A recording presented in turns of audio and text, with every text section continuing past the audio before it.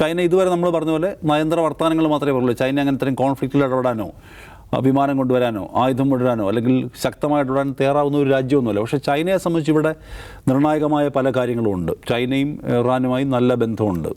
അവിടുന്ന് ചൈന നല്ല തോതിൽ എണ്ണ വാങ്ങിക്കുന്നുണ്ട്.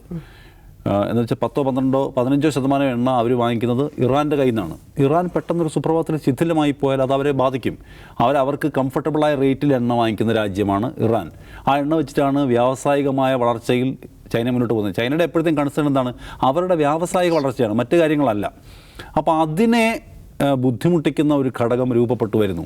മറ്റൊന്ന്, ഇറാൻ ഒറ്റയ്ക്ക് തന്നെ ഇപ്പോൾ കടലിടുക്ക് കടക്കാൻ പോകുന്നു എന്നൊക്കെ വന്നാൽ അത് വ്യാപാരത്തിൻ്റെ സ്മൂത്തായ റണ്ണിങ്ങിനെ ബാധിക്കാൻ തുടങ്ങും. അത് ചൈനയെ സംബന്ധിച്ച് പ്രയാസം ഉണ്ടാക്കുന്ന കാര്യമാണ്. രണ്ട്, ചൈനയ്ക്ക് മിഡിൽ ഈസ്റ്റിൽ പലതരം താല്പര്യങ്ങളുണ്ട്. അമേരിക്കൻ വിരുദ്ധ ഒരു അച്ചുതണ്ട് സൃഷ്ടിക്കുന്നതിന് താല്പര്യങ്ങളുണ്ട്. നോക്കൂ, സൗദി അറേബ്യയും ഇറാനും തമ്മിൽ എത്രയോ കാലമായി ഉണ്ടായിരുന്ന വൈരം തീർക്കാനും ബ്രോക്കറായി നിന്നത് ചൈനയാണ്. അപ്പോൾ ചൈന മിഡിൽ ഈസ്റ്റിൽ ഇടപെടുന്നതിൻ്റെ ഭാഗമായിട്ടാണ് ഇറാൻ എന്ന് പറയുന്ന ആൻറ്റി അമേരിക്കൻ നിലപാടുള്ള ഒരു രാജ്യം സമ്പൂർണ്ണമായും തകർന്നു വീഴുകയും അവിടെയും ഒരു അമേരിക്കൻ പാവ സർക്കാർ വരികയും ചെയ്താൽ ചൈനയൊക്കെ പിന്നെ നോക്കൂത്തേ നിൽക്കാനേ പറ്റൂ. സോ ഇത്തരം നയതന്ത്രപരവും വ്യാപാര സ്വഭാവമുള്ളതുമായിട്ടുള്ള അസ്വസ്ഥതപ്പെടുത്തുന്ന ഘടകങ്ങൾ ഈ കോൺഫ്ലിക്റ്റിലുണ്ട്, ഗസ പോലെയല്ല. സോ അതുകൊണ്ട് ഇത് നിർത്തിക്കാൻ ചൈന മുൻപത്തെ കേവല വർത്തമാനങ്ങൾക്കപ്പുറത്തേക്ക് ഇടപെടാനുള്ള സാധ്യത കൂടുതലാണ്.